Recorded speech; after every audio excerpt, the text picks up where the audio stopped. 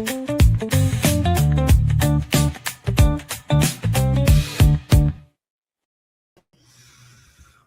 is the Mosley Show. Let's put a little light on the subject here. Oh, look at there. Look at there. Almost so bright. You do have to wear the shades. You know what I'm kind of feeling like today is doing the show and then heading out for about 9 holes. I hadn't played in a while. But Kev, I do have TV commitments after the program today. Okay.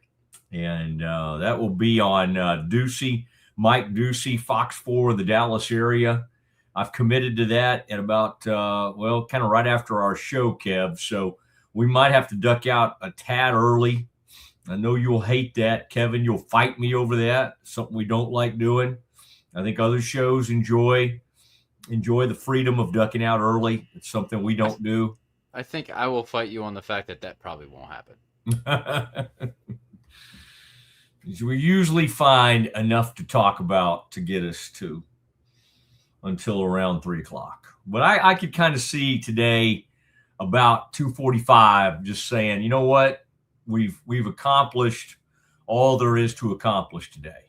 Now, Kev, we are going to have Phil Bennett on at 2. And I've loved Phil over the years. He's a character. He's very funny. We got a lot going on that Phil can talk about. The upcoming Baylor season. His former Baylor defensive coordinator. He'll be attending, I'm certain of it, Art Briles' big, huge reunion weekend. I think Art Briles starts up things around September 4th at Eastern New Mexico State and Portales, and he's having all his former players and coaches come out there. So we'll bring that up. And then I kind of want to, he used to coach for R.C. Slocum at A&M. R.C.'s going into he's got a statue on the way. So we got a lot to get into. And today, Kevin, I was on the phone, I put my sales hat on, and there were several people that are in the business of, local Waco businesses that want to be part of the old Mosley. And one of them's in Rockwall, Wimpy Insurance. They're excited about being a part of one of them's a great pizza shop there in Waco. Kevin, you know the one, very popular, Shorty's Pizza. And I got great friends over there, and they're wanting to be a part of the Mosley I know Barfield. A lot of them. Oh, we good. actually had 2 straight weeks of pizza weeks. All these local pizza places came on Zach Owens show. So, a lot. Yeah, you guys will do anything to get free pizza. I know how that works. Unfortunately, we had Kolache week. A lot more people brought kolaches with them than pizza because, kolaches in the morning, that makes sense. Pizza, although we found out that over 40% of Americans actually consider pizza a breakfast food. Yeah, that's weird. They had the show at ESPN called Cold Pizza. I'm not saying that there haven't been moments in my life I've gotten up and had a little leftover pizza, just a little something to tide me over. I'm really watching it these days. I mean, can't you tell? And I'm if I do anything, it's a morning, couple of spoonfuls of peanut butter. All right, Kev, and what I do is I go to the machine there at Central Market, and which is part of the HEB family, and I hit that button, and it just goes straight from the peanuts to the peanut butter. So there's not a bunch of that preservatives and all the stuff added, all the good stuff. Yeah, I like that. Pure, that's good. Pure Mosley behavior, pure Mosley fun is what that is. Kevin, I would hope Campus Confidential. Now so we're gonna have Phil Bennett at 2 o'clock today. Kevin, at 1:30 or about 1:35, we'll have Campus Confidential. Can you give us just a little sampling of what you might have for us today? Well, Josh Pate came up with his second CFP production.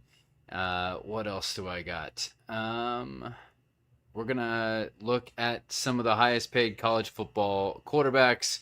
Kansas has made their decision on their starting quarterback as well. So we'll discuss that.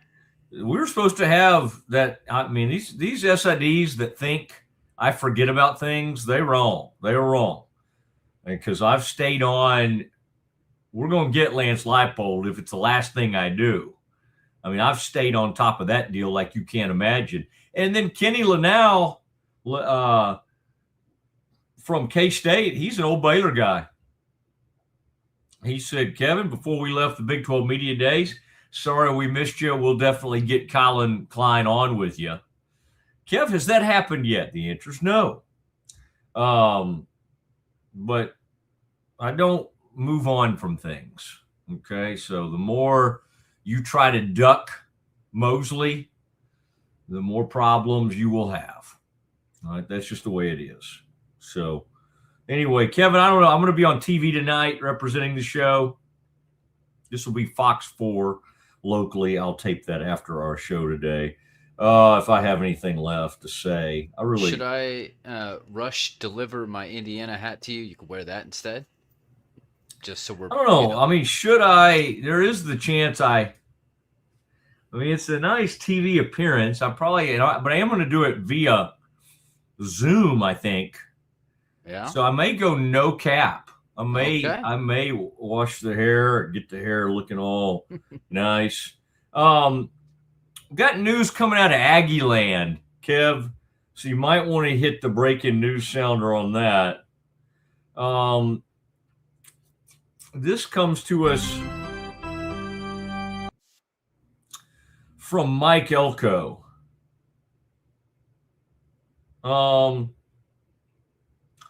A&M head coach Mike Elko said that both Chase Sims and Tiger Ryden Jr. will be out for the year due to injuries. Tiger Ryden Jr., if I remember correctly, is a running back. Well, that means they're going to be fairly thin at that position. They're down to about 4 backs on the depth chart. Chase Sims, that's good depth. He's a lineman. I think he's a defensive tackle if memory serves correct. Chase Sims, this is rough. And then also, Kev, Nelson McGuire and Jerome Miles no longer with the program due to personal reasons. It's a former 5-star recruit. I think he's a receiver. Yikes. Chase Sims, I was just looking at his thing. So Jerome Miles was a 2025 5-star wide receiver. Big-time track guy, fast, the whole thing. Chase Sims, 6'3", 300-pound junior. Well, this was back when he was in high school I'm looking at, but he's a big dude.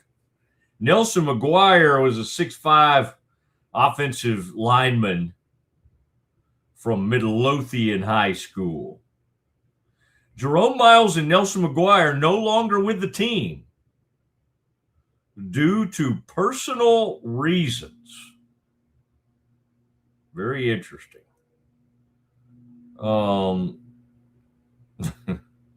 People have been talking, like they're talking about Sark having some people leave and some parents are upset and what's going on with Sark in the locker room. So of course somebody sees this news and says something about Elko has lost the locker room. I don't think that's the case, but that's some good A&M UT back and forth that's going on there. Somebody says, I can't wait to hear the national media jump on board with how A&M has red flags. They dismissed twice as many kids as UT. Surely you can get David Pollock. Surely you can get more clicks with this story, right? At least show that you're unbiased and not just using Texas's name for clout. Ooh, Kevin, Is that when I mentioned University of Texas, am I looking for clout? I don't know. I don't even know totally. I don't think so. I don't think I do that. Normally, you just mentioned Texas so you can walk on it. What do you mean, walk on it? Just walk all over them? What do you mean? There's some Baylor bias there. I don't know if it has anything to do with Baylor. It's just it may be a little anti-Texas bias. But again, to have great friends who are Longhorns, it's okay. Ooh. Wow. And people now are pointing, the Longhorns are pointing at some karma on the Texags boards, because apparently there were some people wishing injuries upon the old Longhorns. All right. Let's let this thing play out. But I did want to at least give you the latest coming out of Aggie Land, because that was announced just about an hour or so ago by one Mike Elko. All right, so interesting news there. Also, Kevin, the continue to hear good things about Cowboys rookie linebacker Jayshon Barham.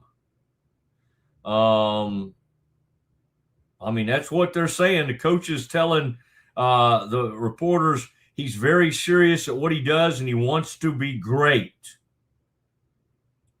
Last night looked like wide receiver Camden Brown continuing to make plays.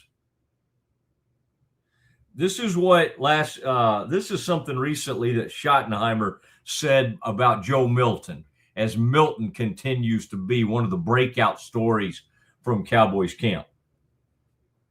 I first remember hearing about Joe Milton when he was at the University of Michigan, and everyone applauded him for how hard and how far he could throw the ball. Cool, that's awesome. Go be in a carnival somewhere. That's not what playing NFL quarterback is. It's not. You're throwing through small windows. You're throwing over people. You're changing arm slots. So to me, arm strength is cool. Go to the fair and win a teddy bear. Ooh, I like that. But you got to play quarterback. And that's what I think you see Joe's learning is he's playing quarterback. And he's playing quarterback at a high level.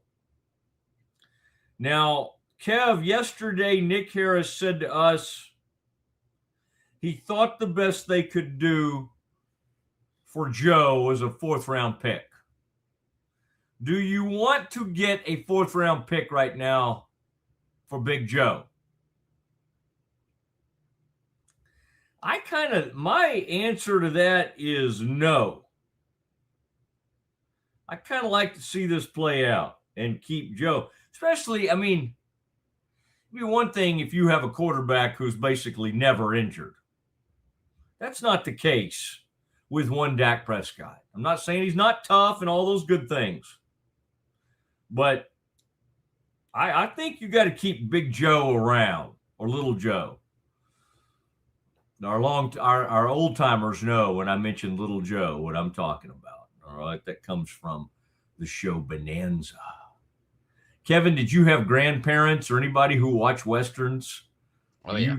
Are you familiar with the Rifleman or Wagon Train or Bonanza or Big Valley? Some of that stuff? Okay. Yep. Now, Kevin, you were at a very tender young age when Little House on the Prairie was big. Of course. But I'm Michael sure Landon. There's a new Little House on the Prairie. That's what I've heard. It's not really for me right now, but kind of interesting. Every once in a while, they'd have a scary Little House on the Prairie. You know, you're watching it as a kid. Oh, some of those Scary replays, Prairie, huh? And they would have somebody would break in and there were a few disturbing. It's kind of like, what are we doing? Usually it's like, is Nellie being mean again? What's Mrs. Olson up to? You know, you got the older sister of Laura who marries the blind man. They're both blind, but you got a good storyline there. You got Almanzo and Laura, or Almanzo and somebody. Who's Almanzo with? Maybe that was with the sister. No, Almanzo, that was Laura, right? Anyway, There was some really dark stuff. Somebody broke into a barn and did some stuff. I remember thinking, this is not good. Well, this is not. Which do you think actually happened in the Old West? Was it all roses and everybody got along, or was there a little bit more dirty grittiness? I choose to believe everybody got along. That's what we liked about Little House on the Prairie. At the end, Charles and what was that? Caroline? Who was the wife?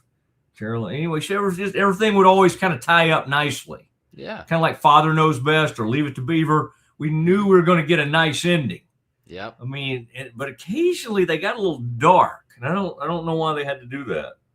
You also had, I think Victor French was on there a little bit in the early days. Merlin Olsen made some appearances. I think Merlin Olsen's son was like Adam or something, or no, it wasn't Adam.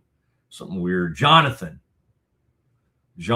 All right. Maybe Merlin Olsen played like Mr. Garver or something like that. All right, Kev. Scary how much is comes back with stuff like that. Jonathan Garver. When everything shakes out, Kev, we're going to be looking at about 2 spots on that Cowboys roster for the following players. Now, Nick Harris told us some of this when he came on yesterday. Let's run over some of these names. And this is from Nick. This is about 1 hour ago. Nick's updated his list. Maris Leofau. Kevin, you remember he told us that yesterday. Sam Williams. These are outside linebackers. Maris used to be an off-the-ball linebacker. I guess they got him playing edge now, but that's kind of, I don't know. Wide receiver Camden Brown. Safety Julius Wood. Safety Elijah Clark. Cornerback Kalen Carson. See, buddy. Sorry, but can't have all those PIs. We need to move on with our lives. Okay, you're gone. Reddy Stewart. I like him. 27. Amir Speed. What a great name for a cornerback. Some really tough conversations going into the weekend. So Friday night, we're all going to take a peek. He has 43 players marked as safe, 21 marked on the bubble for 10 spots. Whoa. This is interesting stuff. Looking at all that. Boy, Kevin, the TCU continues to take a beating for pulling that subscription from the Star Telegram ahead of this Ireland trip versus, and it's PR 101. Kevin, again, I like the PR guy there. And again, and this may be more Sonny and some others than him. But if you do something like this, you actually bring more attention to the story than if you just left it alone. We're standing up for our players. Oh, okay. No, I mean, as far as I know, TCU didn't print the name of the deal until the so-called or the alleged victim went out there on Instagram and talked about getting sucker punched, allegedly sucker punched by the guy who's no longer with the program. I mean, I don't really see, but last night, Kev, somebody that calls themselves TCU Scouting or Scouting TCU kind of came at me a little bit. And I just said, hey, they said TCU did not like this story that painted them in a negative light. Well, guess what, Kevin? 99%, as I tweeted last night, of these programs don't go pull a credential when they feel like they've been painted in a negative light. Kevin, in the 24 years that our old friend Gary Patterson coached there, 21 years as head coach, how many times did they pull a credential? How many times did the Star Telegram or somebody else get their credential pulled? Kevin, I believe the answer is 0 when it comes to for something they wrote. Now, somebody might think of something, but I don't think the Star-Telegram, even though some of these guys that covered them back in the day got under Gary's skin. I don't think he loved Stephen Stevenson. There were some others that he didn't totally care for over the years, but he did not try to pull their credential. This comes across as very, very thin-skinned by the old TCU Horned Frogs. All right. We'll have a former SMU head coach on with us coming up in about 30 minutes. And we'll ask Phil Bennett if he ever wanted to pull somebody's credential. I'm sure they did. But again, they did not do that. Kevin, as I've said yesterday, I'll remind our audience today. Kevin, would you like to, where TCU plays, Amon G. Carter Stadium? Kevin, do you recall me telling you what Amon G. Carter, what he did for his occupation? The man that the football stadium's named after. Kev, would you like to guess what Amon G. Carter did for his career? The man that the TCU football stadium is named after. Did he flip pizzas at Shorty's? He was, Kev, the publisher of the Fort Worth Star-Telegram. He founded the newspaper, created the newspaper, and was the publisher. Now they've banned the people. As I tweeted, he's rolling in his grave. Can't bite the hand that feeds you. Most literally in this case. Kevin, let's look real quick. When did Amon G. Carter pass away? 1955. Born in 1879. We lost him in 55. Kevin, that means we got him for about 76 years. Back then, it's pretty good life. Pretty good life. Wow.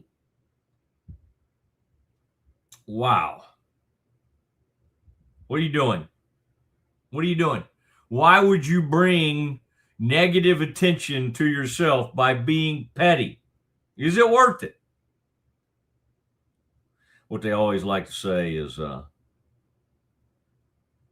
we'll do whatever it takes to protect our kids. Oh, okay. That's what they're doing. I got it. Okay. Now that makes sense then. All right, just take all the credentials you can. And by the way, as Nick told us yesterday, this is for everybody. They can't put somebody else in there to cover the game for Stephen.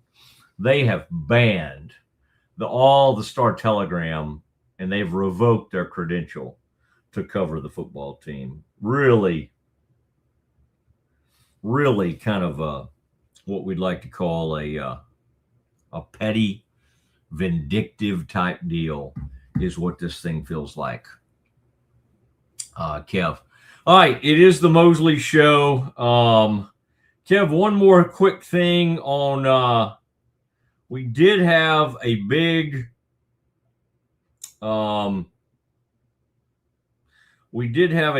signing that we needed to talk about. The Seahawks are signing Leonard Williams to a 3-year, $90 million contract extension. He'll make $56 million guaranteed as part of the deal. Some people thought he was the most important player for the Seahawks. Very disruptive, did a great job. He was scheduled to become a free agent in 2027. He's now tied, Kevin, with Vita Vea for the 5th highest average annual income for a defensive tackle. Behind only Philadelphia's Jalen Carter, Dallas's Quinnen Williams, Tennessee's Jeffrey Simmons, and Kansas City's Chris Jones.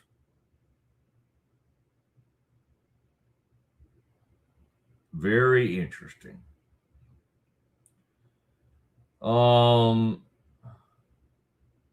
So there you go. He followed that up. He had 7 sacks during last year's regular season, adding another sack in the playoffs for the eventual Super Bowl champions. He spent his first 4+ seasons with the New York Jets, who drafted him 6 overall, and then traded him to the Giants in 2019. Dang, Kev, he's been around.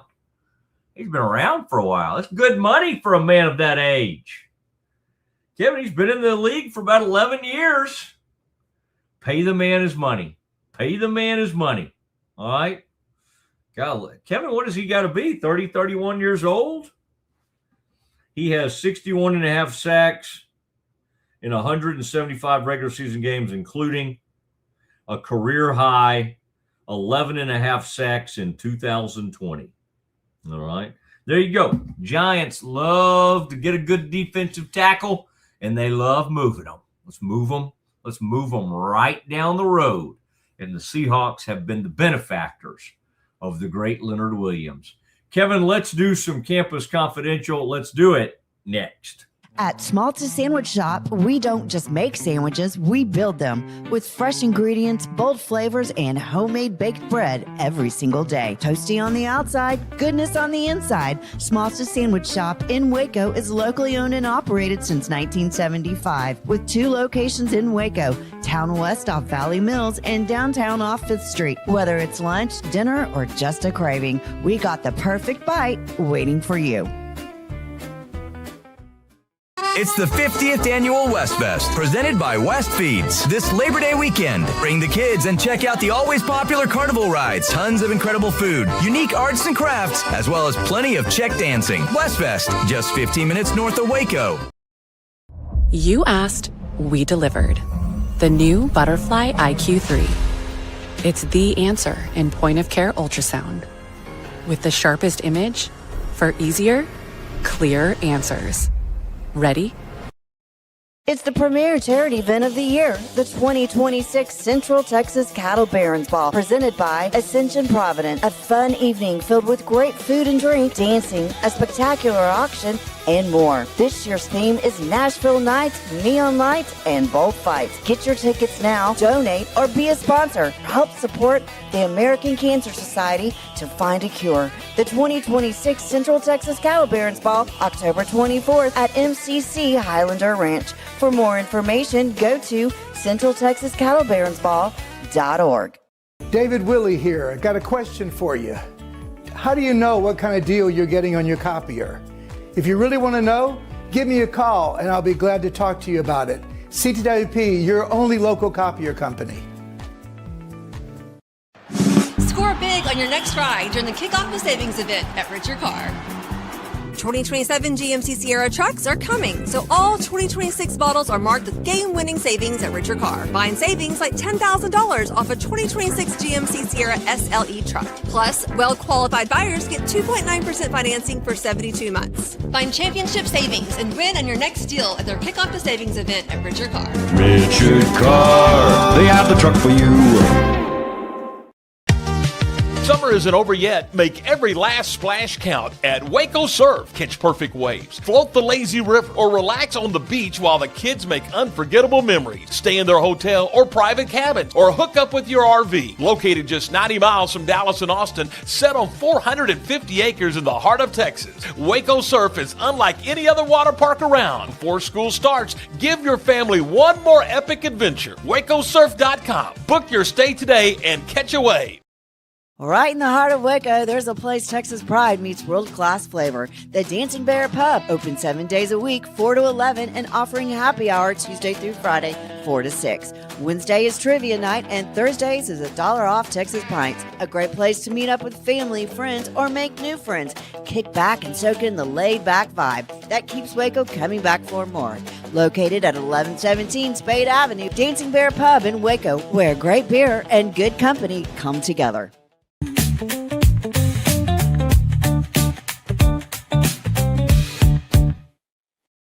All right, we looking forward to checking in with Phil Bennett, former Baylor defensive coordinator, and there's a lot to get into with him. He was on R.C. Slocum's staff at Texas A&M. R.C. Slocum about to get a statue. We'll ask Phil about Joe Clanderman, the Baylor defense, and we'll reminisce a little bit about some of those fun Baylor teams that Phil coached and some of those great linebackers that he had, and some really good DBs. Phil, they gave up a lot of yards and a lot of scores, but they also made game-changing plays at the appropriate times, big-time interceptions that would turn things around. All right, Kevin, you've been teasing some of these really interesting items that you have today for Campus Confidential. We got a large crowd gathered, and they'll be here for our big interview at 2. But, Kev, I kind of wanted to see what was on your mind right now in what we call Campus Confidential.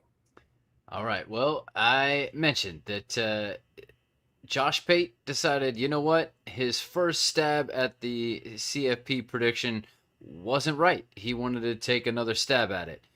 So how do you feel about kind of redoing something that you have already done? Now, granted, the games haven't happened yet. Are you okay with this? Yeah, in the name of content, Josh kind of knows he can get another wave of excitement by coming out with something different. Now, Kev, did you happen to peek back at his previous his 1.0 to see where the biggest change was here? I thought you would be interested to see the difference, so here you go.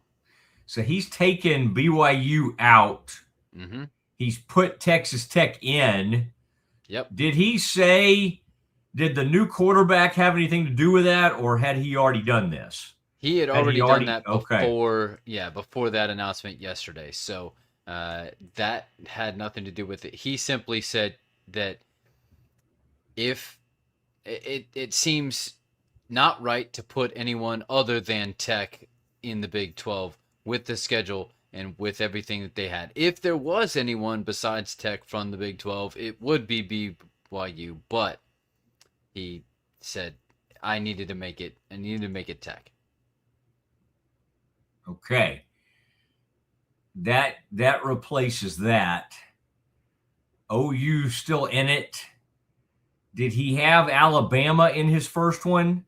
He did not. Alabama was not there. Oh, Alabama must replace Ole Miss for him. Does that sound right to you? I guess. Yeah. He does have Ole Miss playing Indiana in that first round. I don't see Ole Miss in his second. No, that's still the same. That's Boise State down there in IU. So that's still the same. Oh, sorry. That had a bit of an Ole Miss look to it. All right. So he swapped out Alabama for LSU. Is the new one. The new one. Yeah. Wonder why he would do that. Maybe he thinks LSU with all this weirdness has some distractions or something like that. I don't know. He did pick Miami over Indiana in the national championship rematch.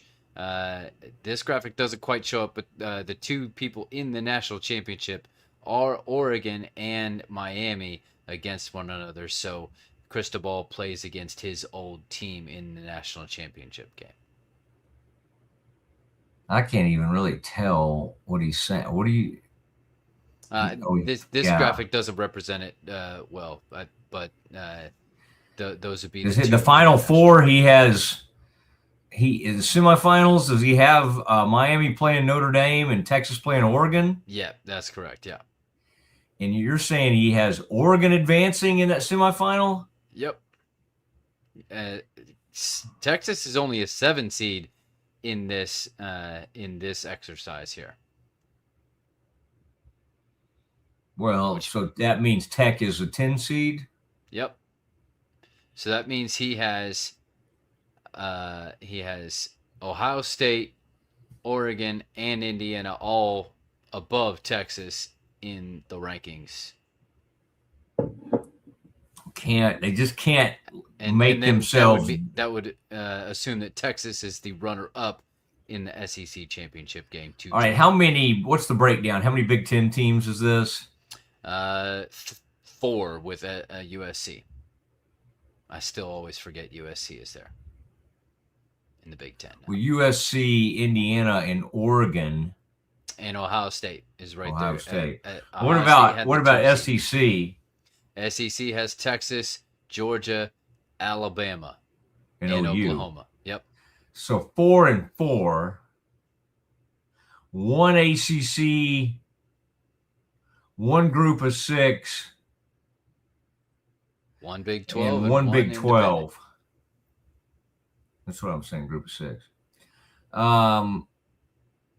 Well, Notre Dame is the independent. Oh, I'm sorry. Yeah. Sorry, group of 6. Independent. You mentioned the ACC, so maybe 1.5. Huh. No, they don't get to claim any affiliation, although we cater to their every need.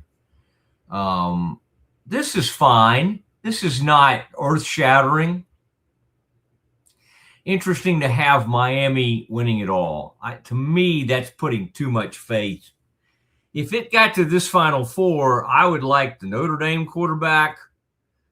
I would like Dante probably over Arch. I would not lean toward Mensa if Miami gets this far. And Miami has to open against. Funny you mention that and you bring that up. We can come back to this, but since you brought it up, it was let out the highest paid quarterbacks from Pete Nakos, and Mensa is at the top. Yeah, now we've noted that. We have noted that recently that Mensa ended up because of Sorsby. He's kind of inherited the biggest amount. Sorsby was at 5 or 6.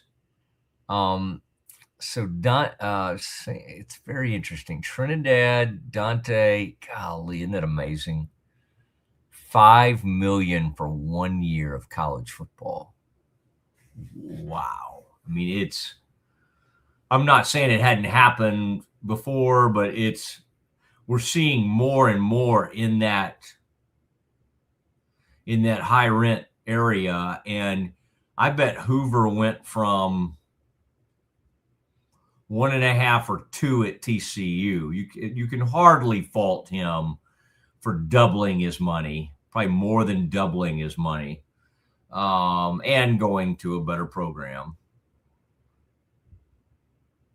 And Arch and Julian here at the bottom, that was just new information released today that they are making 2.5.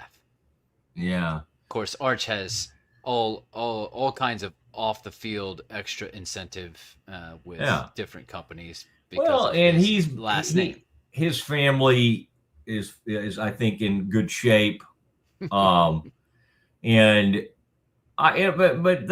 kind of handled that pretty well. Like Arch could go with his ego and go, I have to have the most. And I don't think that's how they've approached it, which is good. I mean, I think the family is kind of built like that, and that's nice. That is surprising that Julian. If I were Julian, and maybe he has all kinds of endorsements too, but if it came out that I'm making less than the quarterback that just came from UNT, I would be asking for a renegotiation. I'm not buying that, by the way. And nothing against Nakos. I'm sure he's reporting at the best he knows how to report. I'm not buying that Mestamaker is making $1 million more a season than Julian saying or Arch Manning. That's not that does not pass the smell test with me. All right. Is the way I would phrase that. Well, you know who's missing from this list is who was at the top of our best QBR list from yesterday, and that is Jaden Maiava. best returning QBR yesterday and non-existent on the top paid quarterback list. Well,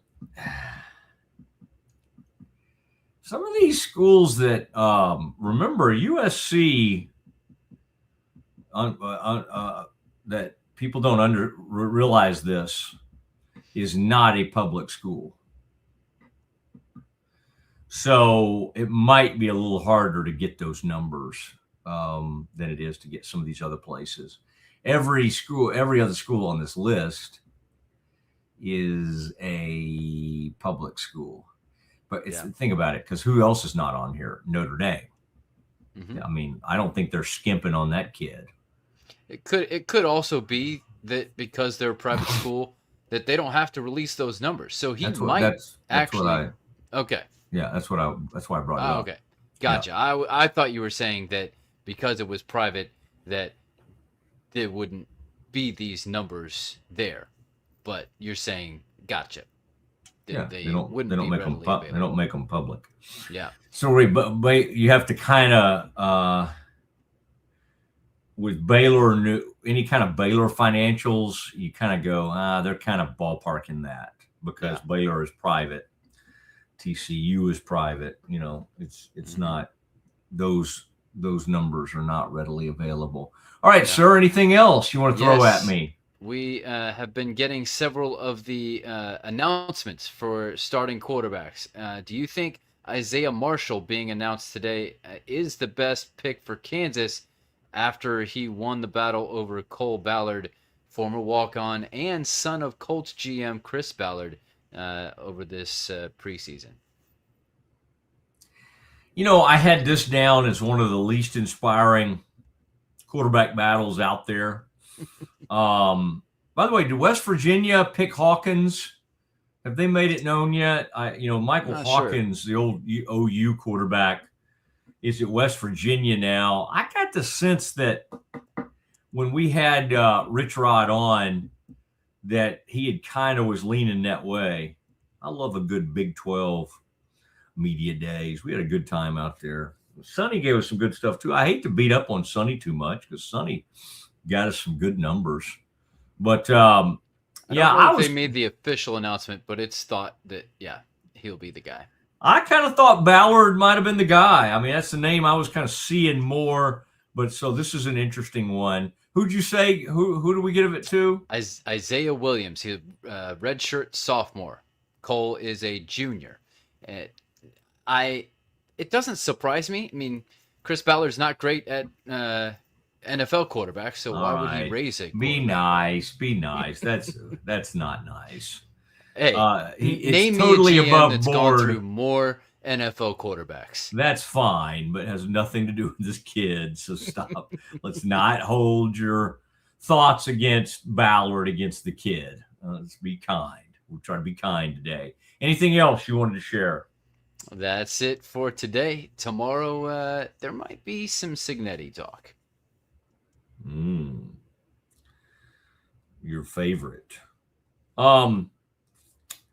We do have, Kevin.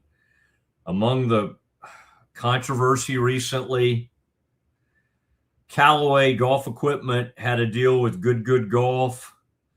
Good Golf did a video advertisement that depicted a man shoving a woman to the ground. It really wasn't even that funny. Like I think it's bad, obviously, that it had kind of a violent type thing, but like there was nothing. I know what they were going for, but it just was. There was no humor really to it.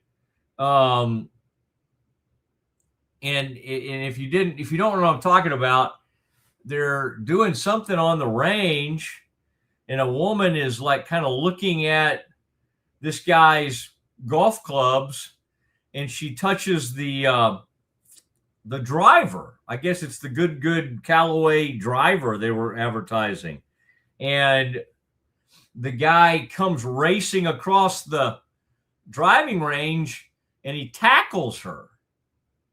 And it just was a bad look. Callaway said it's also donating $1 million to support organizations that work to prevent domestic violence against women and support survivors.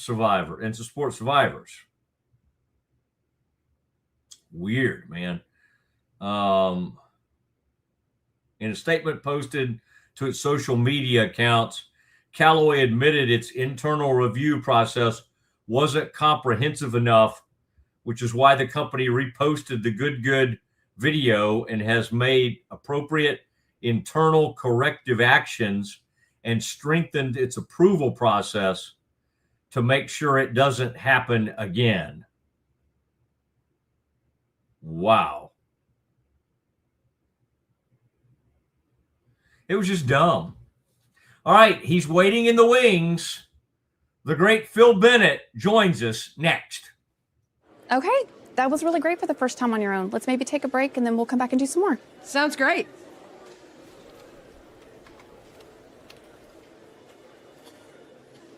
Oh, you're back. That was a fast break. I know.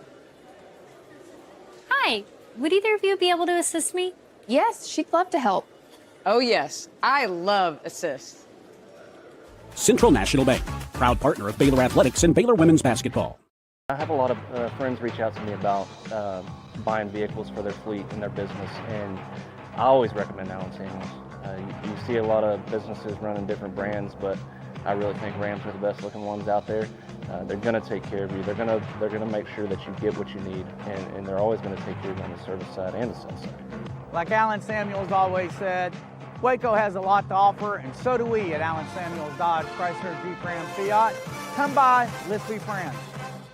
Enjoy a quiet atmosphere with beautiful river views at the Brazos Landing, located in Waco along the Brazos River across from McLean Stadium. Enjoy homemade dishes like shrimp and grits, chicken piccata, braised short ribs, prime New York steaks, and more. Plus, enjoy a delicious dessert like creme brulee or key lime pie. Open for lunch and dinner Tuesday through Sunday. Brazos Landing in Waco, the only place where I-35 and the Brazos River meet.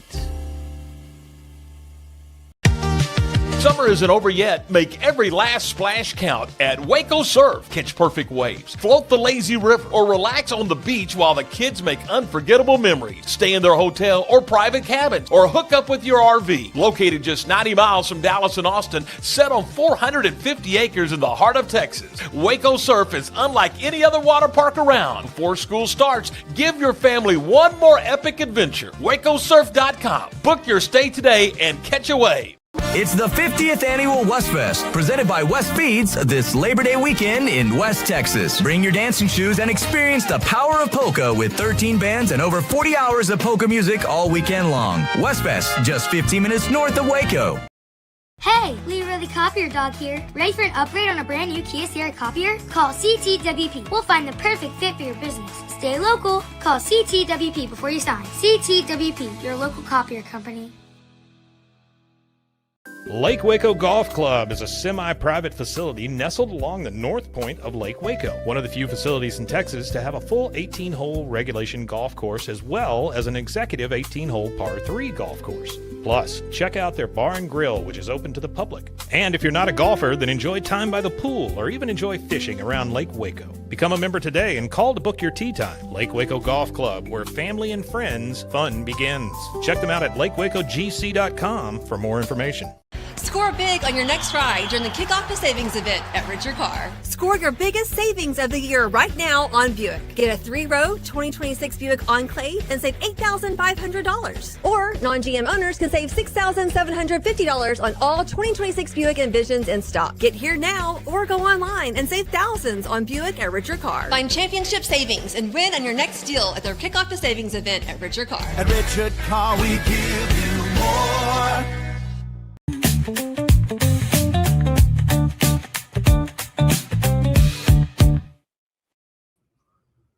Well, it's the Mosley Show, and pleased to be joined now, just waiting in the wings, It is former Baylor defensive coordinator, former SMU head coach, former Texas A&M assistant coordinator, Phil Bennett joining us on the Mosley Show.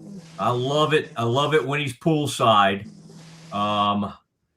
Coach Bennett, great to have you on, and excited to visit with you today. How did your round of golf go yesterday? Where did you play? Take us inside the Phil Bennett golf game. I played in I don't know if you remember Bubba Bean, but Bubba Bean was a first-round pick that played with me at A&M. He was a year or two older, and Bubba's a great golfer. And we play Miramont, my country club here in town that's really nice.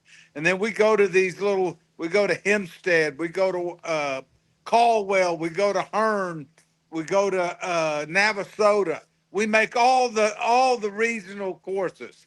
And we played in Hempstead the other day, and it's called Legendary Oaks, and we had a blast. And the only good thing about it, Matt, I started with a par, I finished with a par. I'm not going to talk much in between it. Now, are there interesting beverages served at some of these outings? Is this? This sounds like a fun crew. Boy, what a name, Bubba Bean. I mean, some of those. I'm thinking about some of those great Aggies of the past. I think when my dad was playing, it was Ed Hargett and Mo Mormon back in the day. That would have been the late 1960s. That was before you were playing. But, man, those were the days.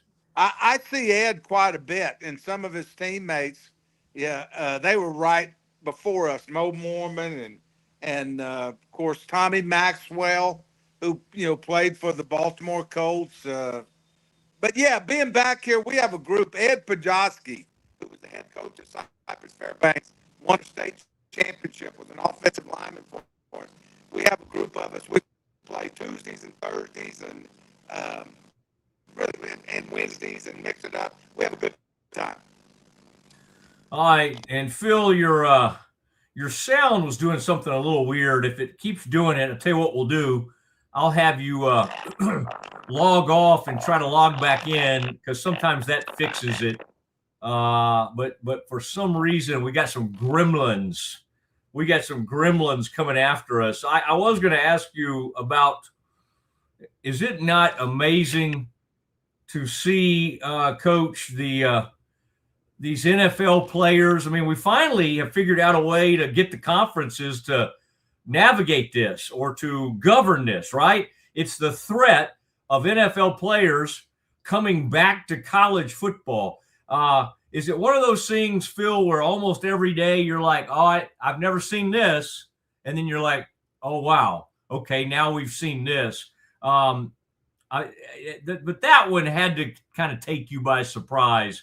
NFL players, because of these court cases, able to come back to the college game. Matt, I don't really understand where we're going with this. You can go all the way back to the Ed O'Banion case at UCLA when it all started.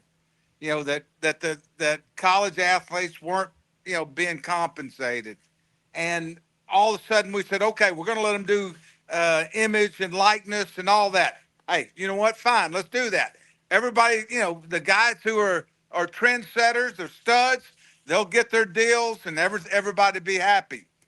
And now we've gone to everybody gets paid. I mean, the backup center makes money. The backup safety. I read today, and this is so disturbing, there are 7 or 8 SEC basketball programs that have $25 million payrolls. And if that's the case, what's going to happen? What's the payroll going to be at LSU, Alabama, Georgia, A&M, Texas? I mean, you're fixing to see not a $40 million. You're fixing to see a $60, $70, $80 million payroll. And I don't think there's going to be booster fatigue. I don't know where it's going to come from. Yeah, I think that fatigue is already set in. Not everybody is a billionaire like Cody Campbell at Tech. And it's set in. And then, of course, you know how it works. I mean, Gundy had a great run at Oklahoma State, but it ended. And then the money people at Oklahoma State said, well, we got this new coach. We're excited about it. And so then the money comes back in there. But what you're saying is true. It's hard to imagine that level being sustainable. Maybe for Indiana and Mark Cuban. By the way, Phil, some reason you went dark on us, but you sound great. So what I've asked my guy to do is find a great photo of you, and we might just put that up or something. But you sound great, so I'm not going to mess with it. Oh, look at that. We got, there's a young. That was a young man, wasn't it? Whoa, look at that. Now, you still look great, but that is a youthful Phil Bennett right there in the gold, in that Baylor gold. Hey, yeah. we won some championships in that gold shirt. Yeah, I'd say. By the way, did you happen to notice that Baylor, for at least one game this season, is going to some throwbacks from that Taft era? That's probably when you were coaching at Texas A&M. Yeah, I like them. And did you get a peek at those uniforms? Yeah, I did. I like those paws on the shoulders. Those big old huge paws. Now, what Baylor player does that make you think of? Ronnie Lee. Oh, man. I played over him the whole game. Of course, he was from John Tyler. I'm from Marshall. I played against him. I was a little bit older than him. But, he was a tight end that was bigger than most tackles. Great player. Man, wasn't it wild how many guys were coming out of Tyler around then? So you had Earl Campbell, obviously, and then where did Mellentree come out of? Mellentree was from there. Yeah. Gary Don Johnson. Jeez. Of course, Tim and Steve Campbell, who were hell of a players at Texas. And then, of course, Ronnie Lee. Corky had it going. Then Corky goes over to, man, y'all, those were great matchups. Those were great. Y'all were great coaches. Corky, and then Pete Fredenberg comes in at Baylor, and then, boy, you and RC were rolling at A&M. I mean, that is, and by the way, that makes me think of I'm sure you were tipped off to that news even before it came out that RC Slocum was going to have a statue dedicated. Yeah. I think that's going to happen. It's going to happen Friday the 4th. Yes.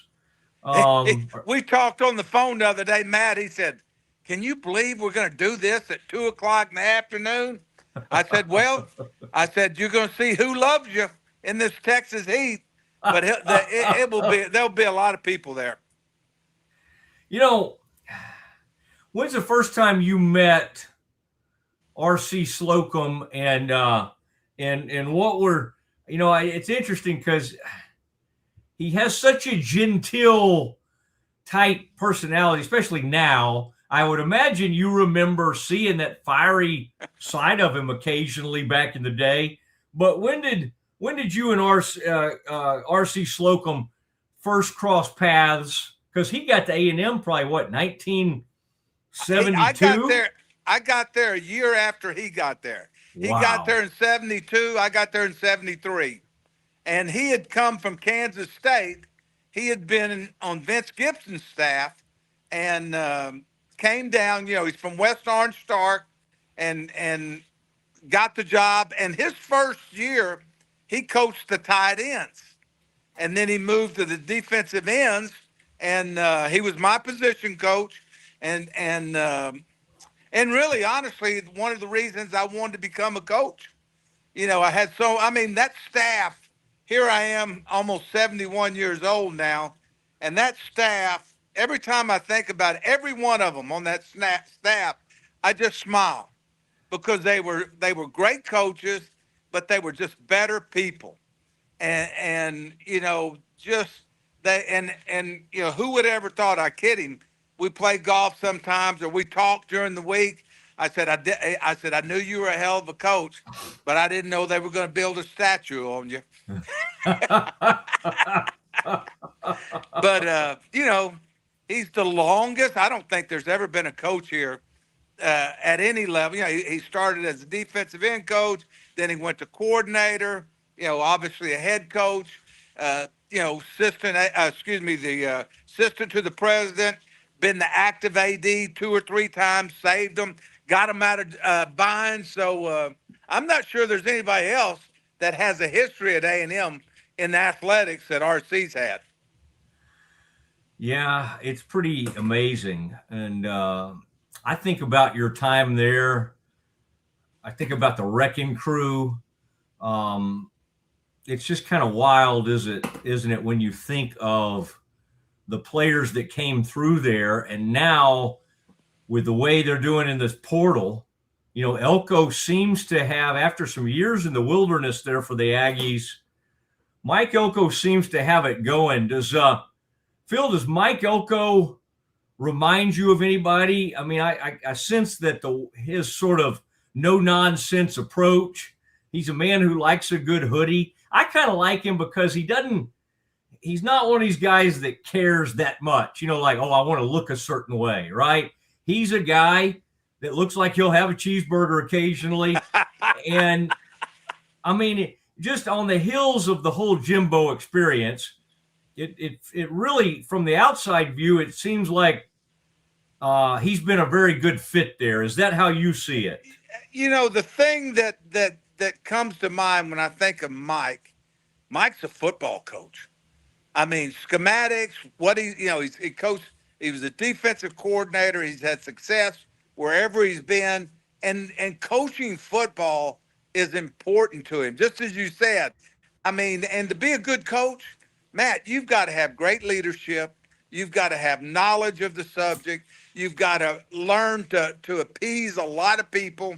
And I think Mike, what he did, I think people underestimated him when he went to Duke. They did a great job, and I think he's done a great job here.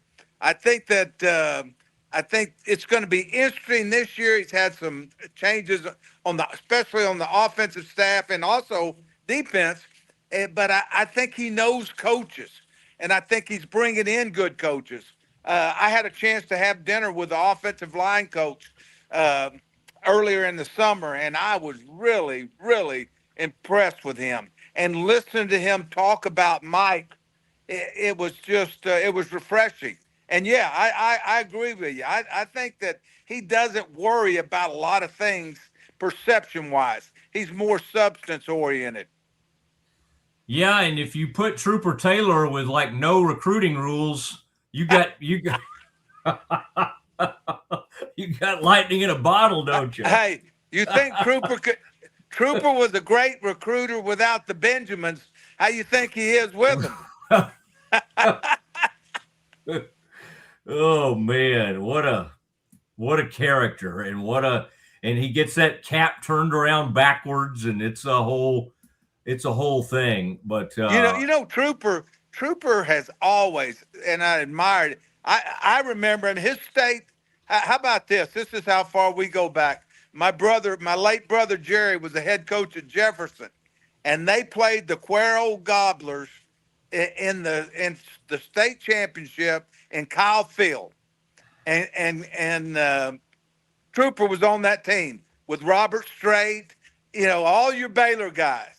And I'll never forget, I was a defensive coordinator for Fred Akers at Purdue, and I listened to that radio over the phone.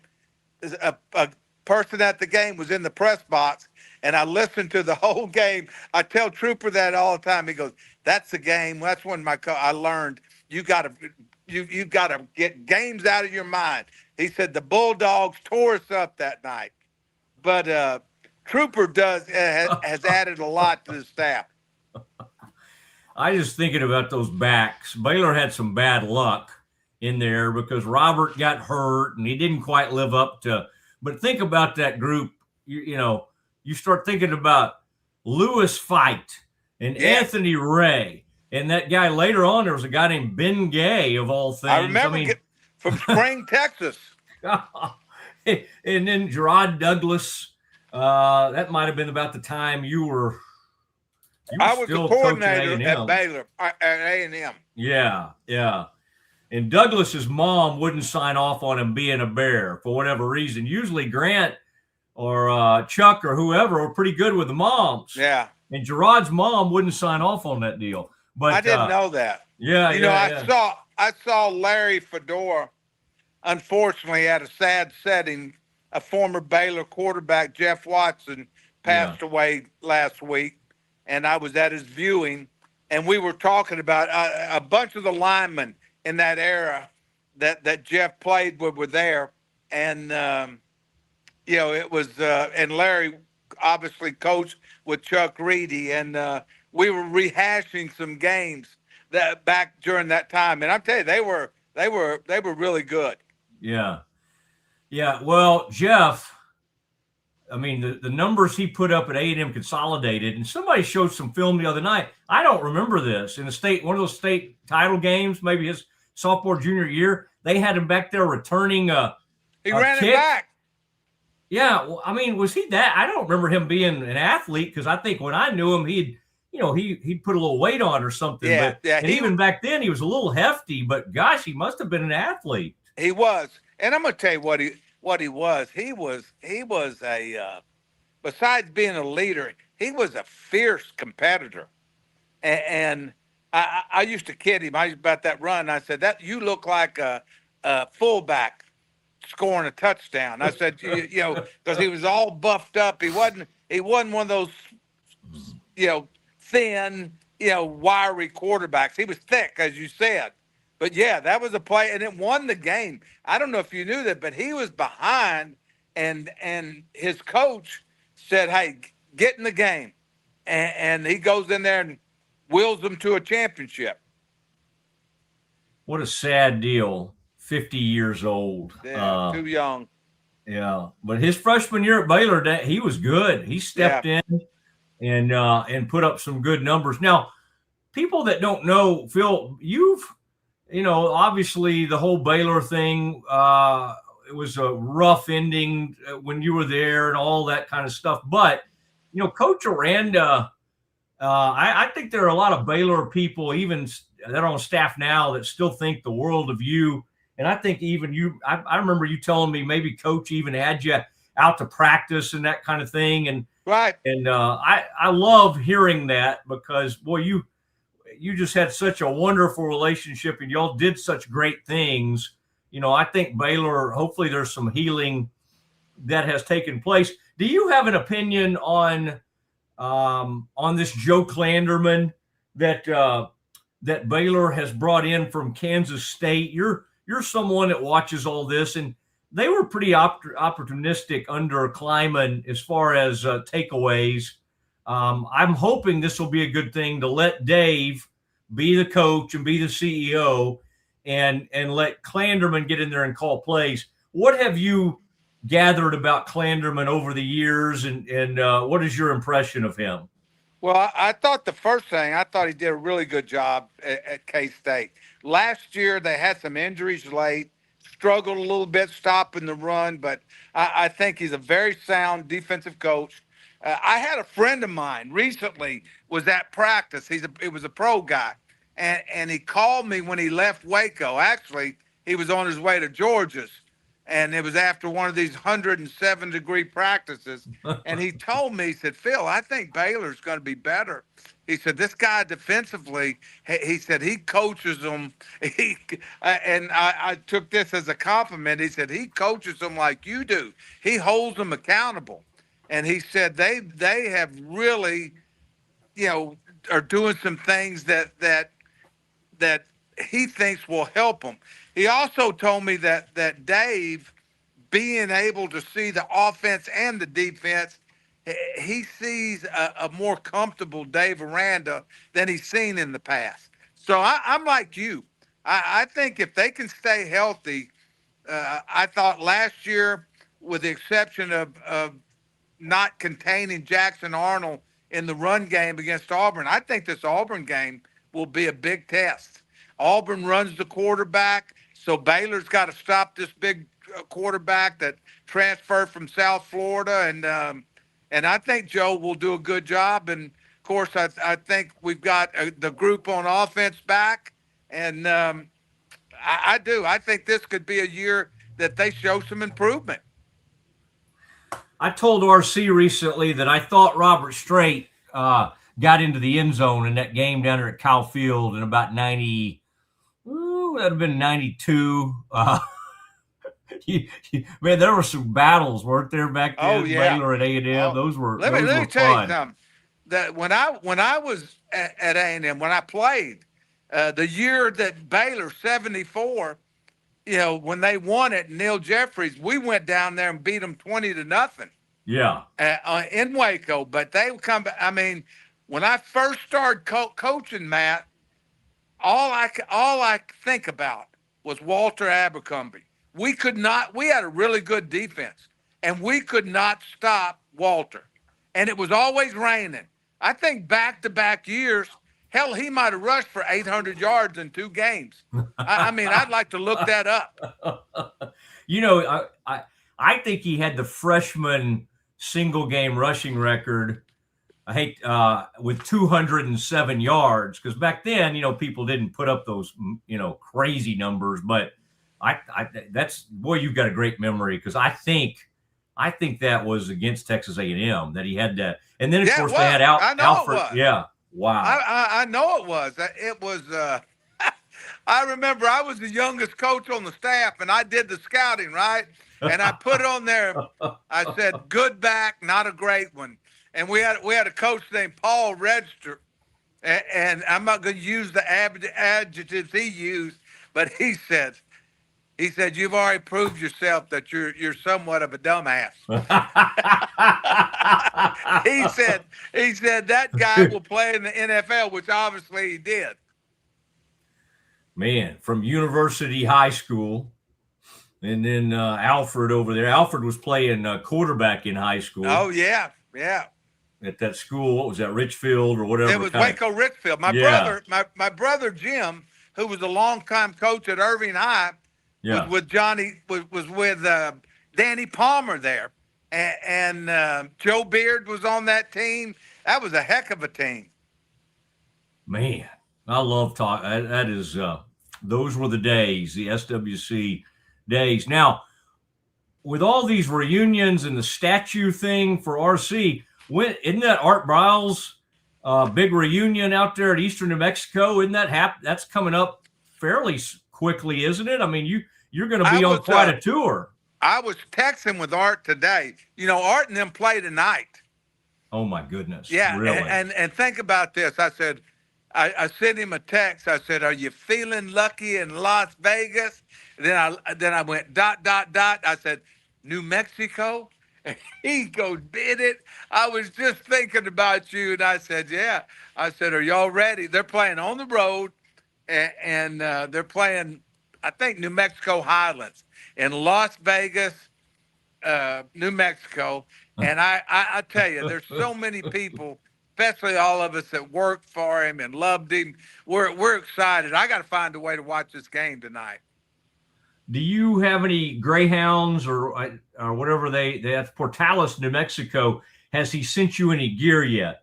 You know what? He wanted me to. Jeff, his defensive coordinator, was the head coach at one time at Waco Midway, and he's at Mansfield. Jeff, I can't remember his name. I was going to go out, but I've talked to all of them, and I don't have anything. But I'm going to tell you this. I'm going to try to go watch him play when they play in Kingsville. They play A&M Kingsville. And but as I said, I just talked to him. He feels like they're ready. And this is typical Art. I said, knowing you feel like it's the OU, Baylor OU, Baylor TCU, Baylor Texas, but it's a big game. And he said, I said, I know this. You'll make sure they're ready and they'll have fun. Yeah. Well, somebody did a story recently and there were some ADs they talked to. I want to say SEC or wherever. Brett McMurphy did that story. And about 4 of those ADs said, like, if he had huge success, which he will, at this place, like, they would still think about hiring Art. And now Art's got to be 70 or 71 years old now. No, he's my age. He's 70 and a half. We have the same birthday. The exact same day. Hey, December 3rd, 1955. I always laughed. When I was at SMU head coach and he was at Houston, they could always out-athlete us. But I used to tell him at these meetings, I said, I think we played 4 times. I think we were 2-2. And he used to tell me, Bennett, how in the hell did you ever bet? I said, it's coaching, baby. I said, we both got that Sagittarius thing going. And I said, we find a way. And truthfully, that's why he hired me. He said, I thought you did more with less and got them to play hard. And we did. Yeah. Can you imagine if when you were at SMU, and some of those same boosters were probably hanging around back then, but it just took like that whole, oh, wait, let's try to buy our way in this conference. Yeah.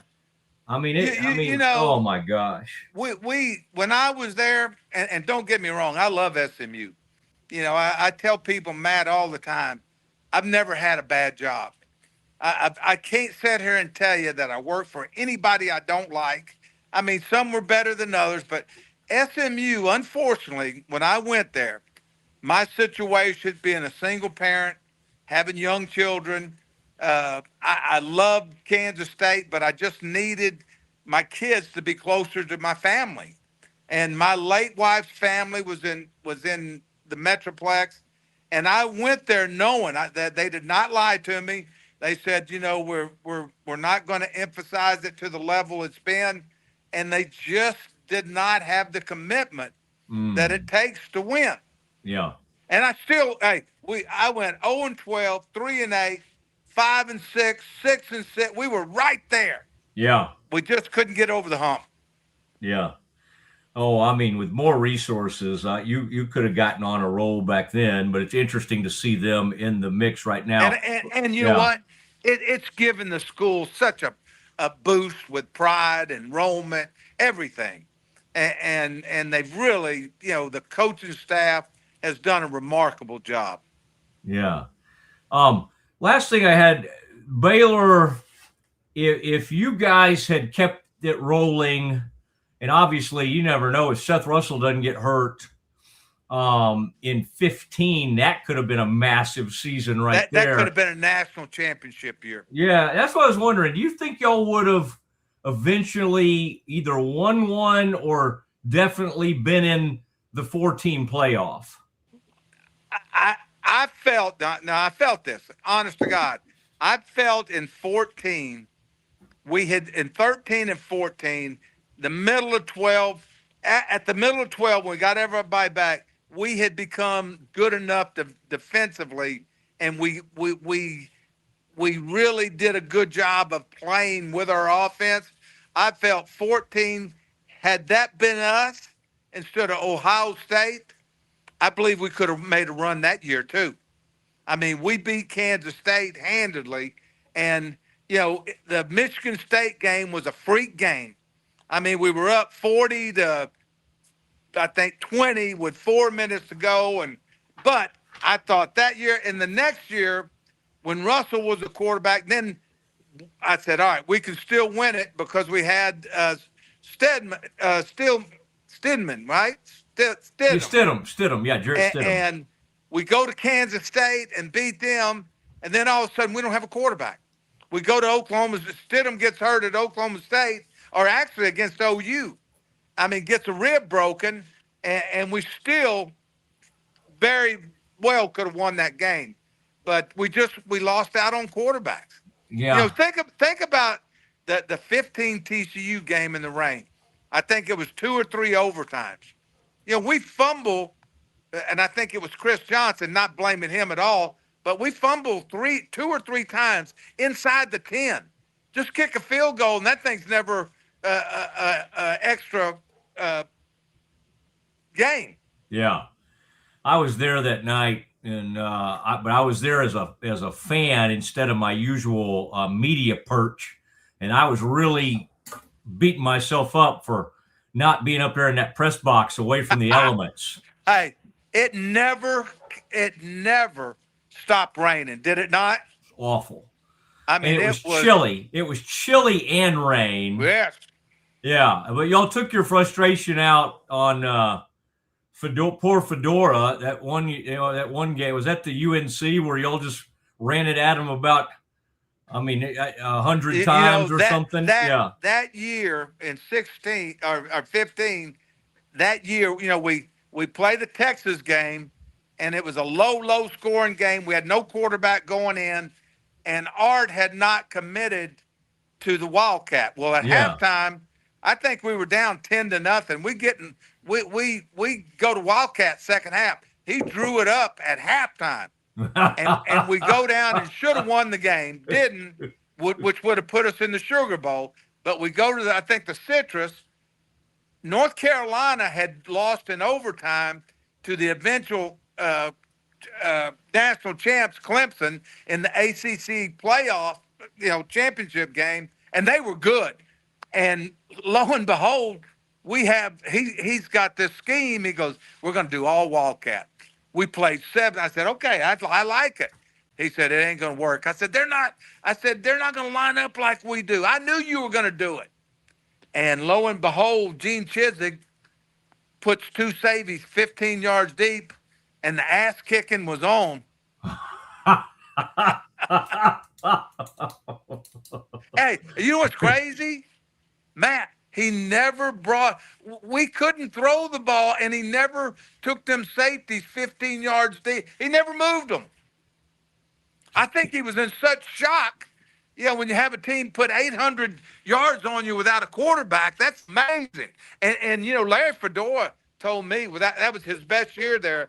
He said our offense was best offense. They had 42 points against Clemson, and I knew they were good on offense. Yeah, that was fun.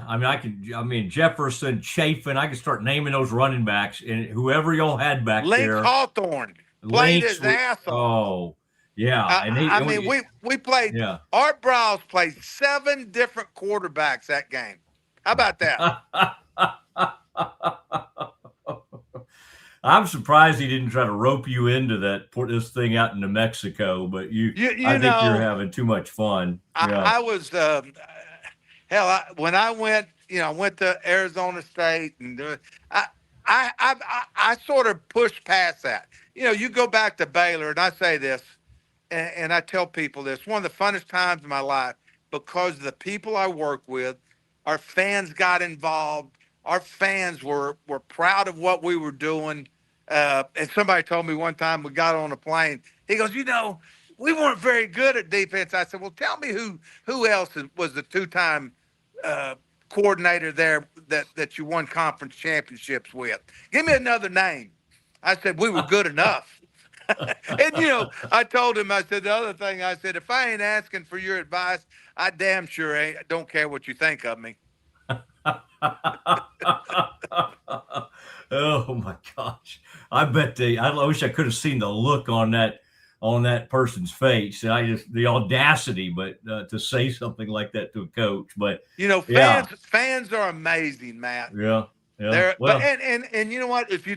If you can't laugh with them, I tell my son, who's a defensive coordinator at Abilene Christian, you got to be able to you got to be like a duck, let it roll off of you. Now, you can also have some fun with them and tell them things like that. I always have. I want to enjoy it. Yeah. Oh, that's pretty cool that your son. That's Graham Harrell out there too. Yeah, Graham's the offensive coordinator.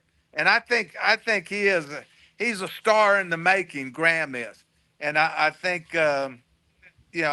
Keith Patterson has really done a great job out there. And they lost, like a lot of schools at that level. They lost a lot of players, but they open up Saturday in Beaumont against Lamar. Should be a really good game.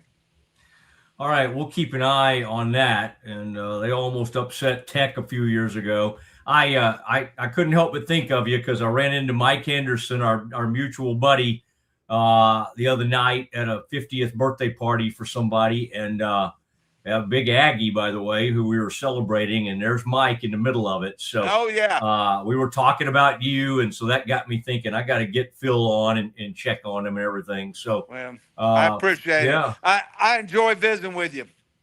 Okay, thank you. Jump in that pool and have a great afternoon, and we'll be in touch. And we'll take a peek, see what Art's up to tonight. Who knows what he'll come up with? Yeah, I'm going to try to follow it on the radio, but I know this: there will be some points scored. All right. Thank you, Matt. Thank you, Phil. There he goes. Phil Bennett joining the Mosley Show. And that was good work by Kev. He read my mind. We got some good sound there with him. Our video link was a little rough out there poolside. And we quickly got the kind of old school picture up. And that's a good picture. That's a Phil.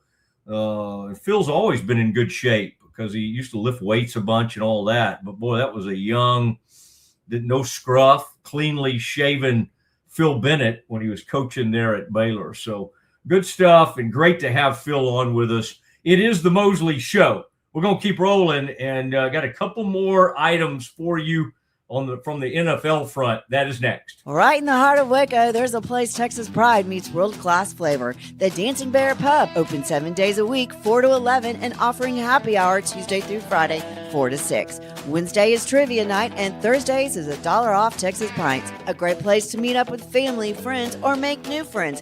Kick back and soak in the laid-back vibe that keeps Waco coming back for more. Located at 1117 Spade Avenue, Dancing Bear Pub in Waco, where great beer and good company come together. Summer isn't over yet. Make every last splash count at Waco Surf. Catch perfect waves, float the lazy river, or relax on the beach while the kids make unforgettable memories. Stay in their hotel or private cabins, or hook up with your RV. Located just 90 miles from Dallas and Austin, set on 450 acres in the heart of Texas, Waco Surf is unlike any other water park around. Before school starts, give your family one more epic adventure. WacoSurf.com. Book your stay today and catch a wave.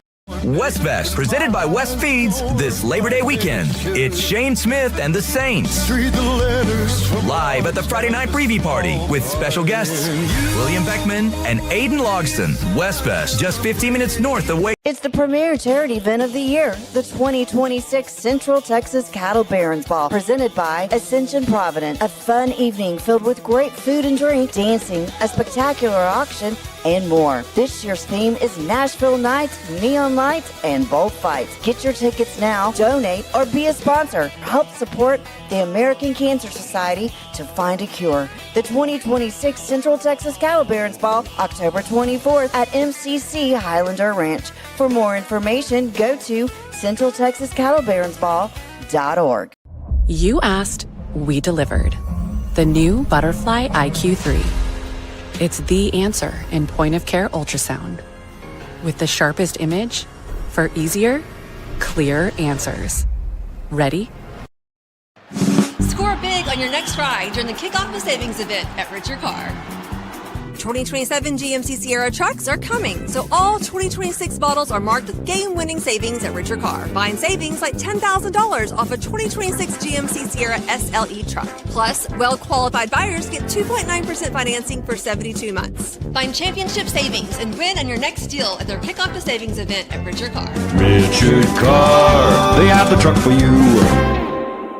Have you heard the latest about CTWP? Let me tell you. How about 2 cents for a color copy? Only Kia Sierra offers. Don't believe me? We really copy your dog? Grab your paperwork and let's compare. I guarantee CTWP has the best prices and service. At Schmaltz Sandwich Shop, we don't just make sandwiches, we build them with fresh ingredients, bold flavors, and homemade baked bread every single day. Toasty on the outside, goodness on the inside. Schmaltz Sandwich Shop in Waco is locally owned and operated since 1975 with 2 locations in Waco, Town West off Valley Mills and downtown off 5th Street. Whether it's lunch, dinner, or just a craving, we got the perfect bite waiting for you.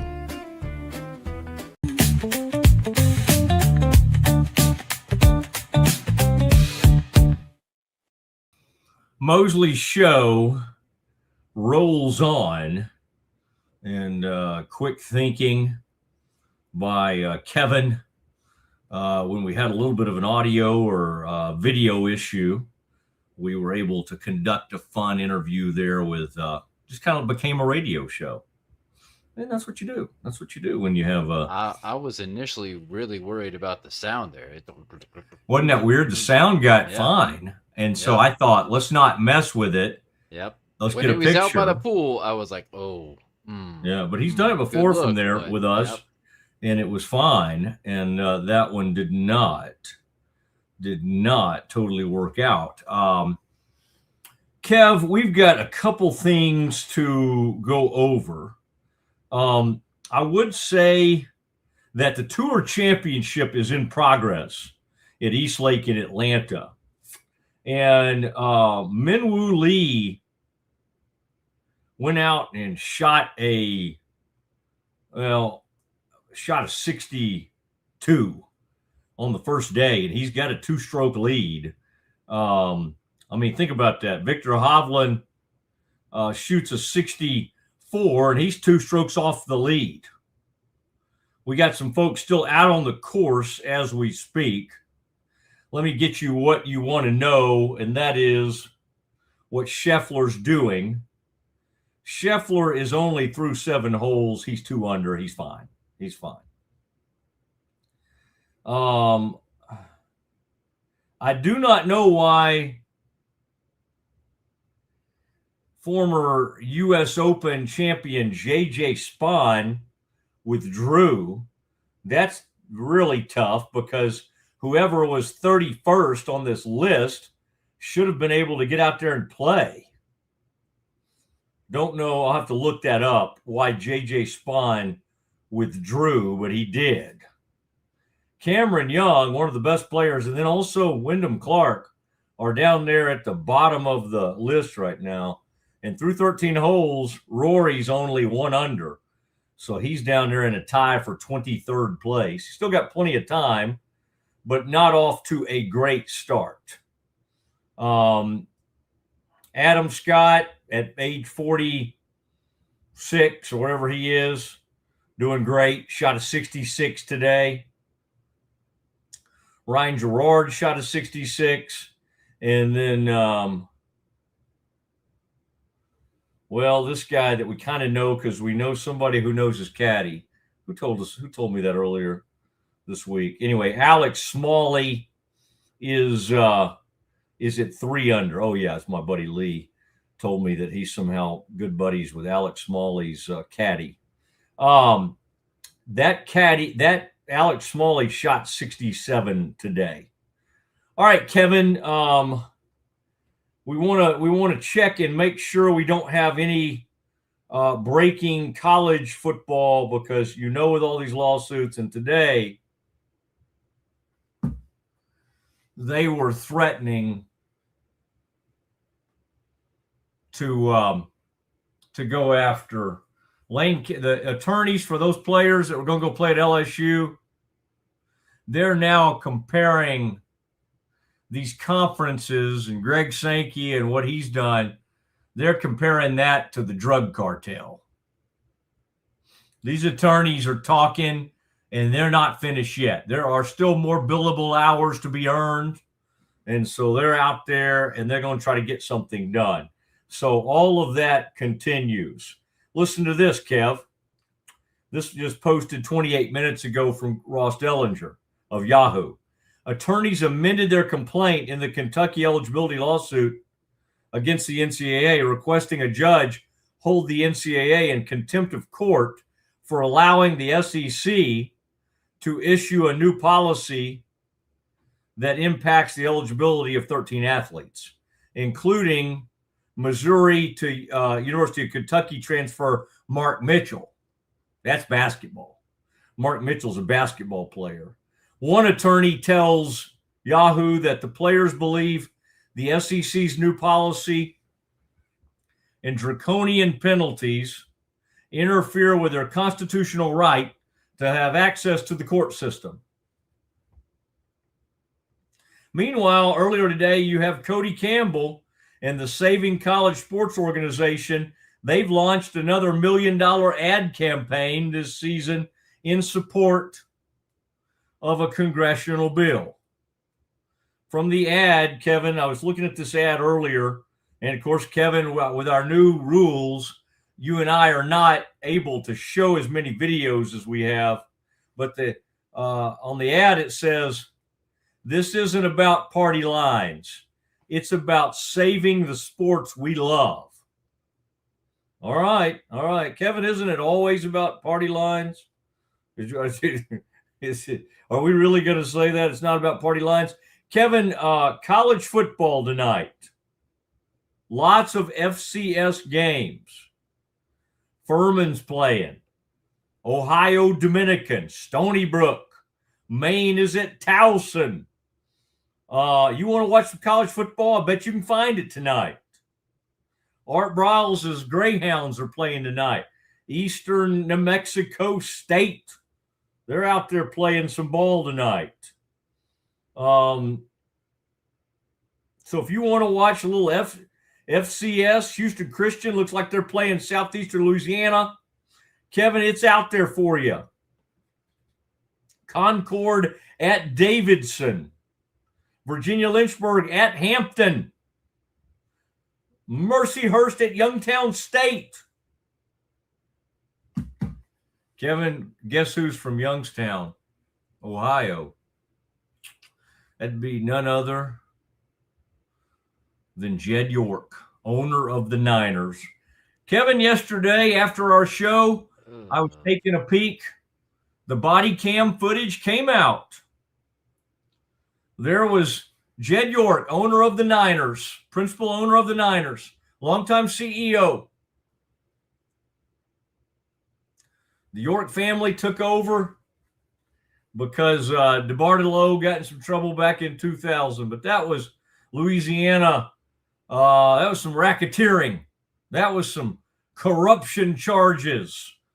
I mean, if you don't have corruption charges, you can't run for anything in Louisiana. Right? That goes all the way back to Huey P. Long. I mean, go read All the King's Men if you want a good novel about some Louisiana politics back in the day. Kevin, have you noticed a trend in Louisiana? Kiffin, controversy, the men's basketball program. Everything seems to happen right there in the great state of Louisiana. All right. It's a place where corruption loves to live, loves to go to. So anyway, that's where you have going on. Kevin, here's a story that's up right now in Star Telegram. In case you thought they were going to back down, the longtime columnist Bud Kennedy, very famous columnist from the Star Telegram. Here's the headline, Kevin. Coach Dykes' childish stunt on news coverage can't fix TCU cover-up. Whoa. Now, somebody who writes for like frogs.com, let's see who it is. I want to make sure. I don't want anybody saying Mosley did not give proper credit. I think it's Jeremy Clark. And I like some of his stuff. I mean, again, some of these people that write for these fan sites, it's okay. It's okay. You get some good stuff. All those UT, all those Texas Ags people. He says, I know a lot of TCU fans have asked about his travel status. Sources have confirmed to Horned Frog Blitz that wide receiver Dozie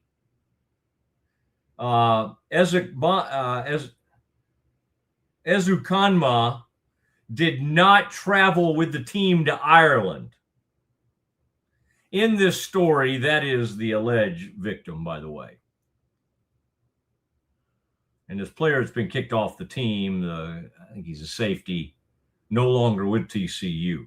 But the guy that was allegedly attacked in the locker room, boy, it reminds me, Kevin, the most famous sucker punch in Dallas Cowboys history was Clint Longley the Mad Bomber himself, backup quarterback, the year after he'd led the Cowboys to an improbable comeback victory on Thanksgiving Day. I don't tell me why he was mad at Roger Staubach, but he was. And he kind of snuck up behind him. Boom! Sucker punched him. And I think Harvey and Randy White, I think the Manster for sure, I think they all moved in there and were about to take him apart limb to limb. I don't know who intervened, and somebody was holding Roger back. Roger was ready to kill it. That was the biggest sucker punch in Dallas Cowboys history in that locker room. That happened right out there.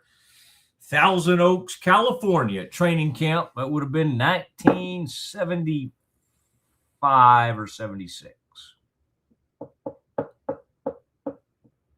I think D.D. Lewis was involved. He was right over there. He was trying to, figure everything out. Now, D.D.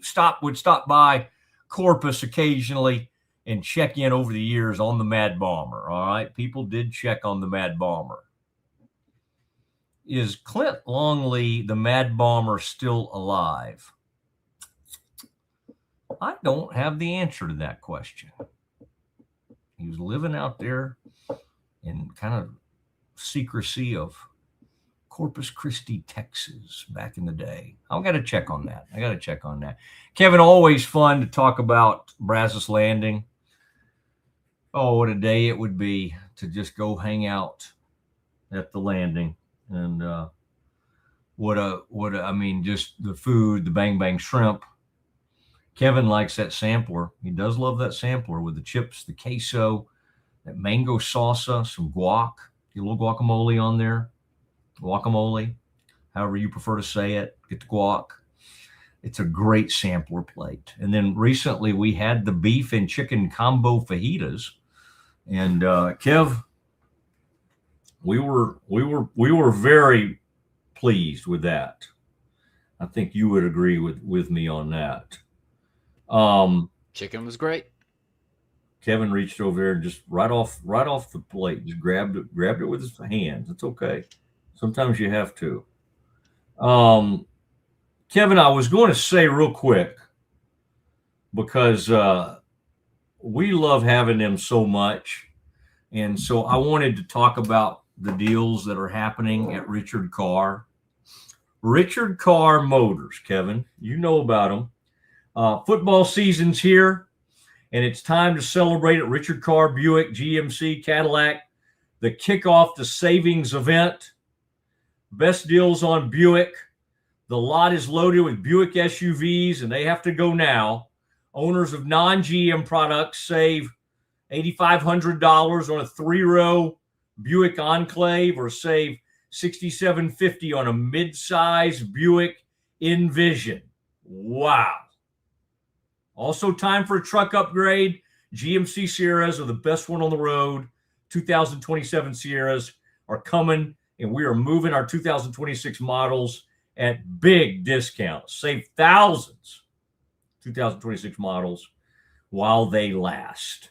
Locally owned, locally run. Kick off this fall with big savings at Richard Carr's Kickoff to Savings event going on now.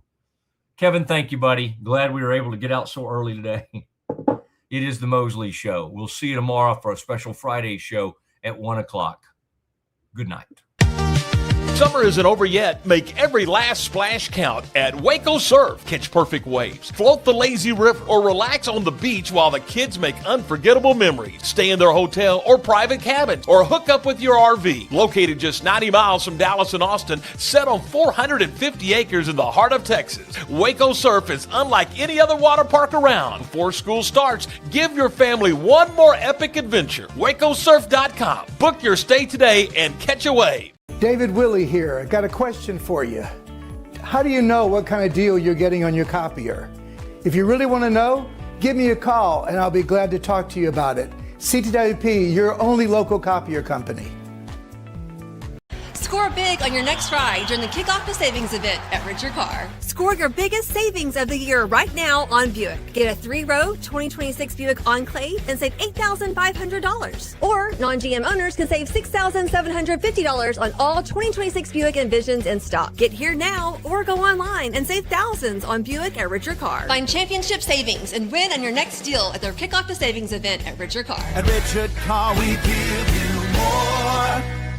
As part of Central National Bank's partnership with Baylor Women's Basketball, we asked Coach Collin to take a shot at improving the efficiency of our drive-thru.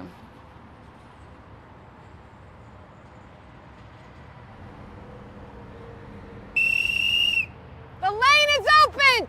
Drive the lane! Attack the lane! Go! Go! Go! Go! We have a few kinks to work out. Is this what you had in mind when you invited her? No. I think you should say something to her. Me? Let's make Craig do it. Okay, yeah. You're gonna take this canister and you're gonna shoot it up. Be all right. Be all right. Just be confident. Hey, Coach. Can I have a word with you? Craig, not right now. I'm with a customer. Okay. Central National Bank, proud partner of Baylor Athletics and Baylor Women's Basketball.